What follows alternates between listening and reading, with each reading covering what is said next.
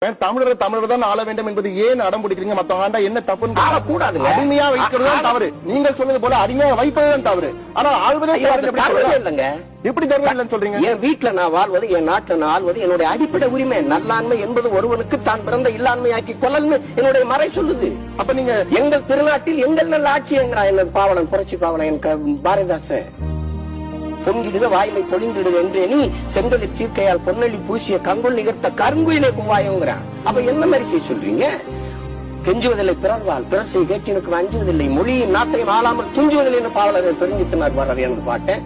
அப்ப எந்த வழியும் நான் நிக்கிறது?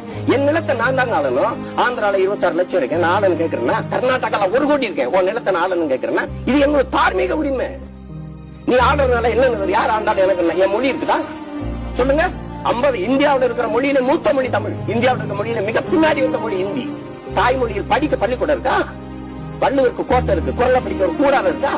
செலவு நாகர்கோயில கன்னியாகுமரியில வான உயரத்தை முட்டுது. எங்கேயும் குரலை படிக்கிறது, மனப்பாட பாட்டாவது படிக்கிறதுக்கு ஒரு வாய்ப்பு இருக்கா? தமிழகத்தில் தமிழ் தெருவில் தமிழ் இருக்கா? மணக்கவரும் தென்றில குளிரா இல்லை, சேற்றில் நிழலா இல்லை, தனிப்பெரிதான் துன்பம் இது தமிழகத்தில் தமிழ் தெருவில் தமிழ் தான் இல்லை.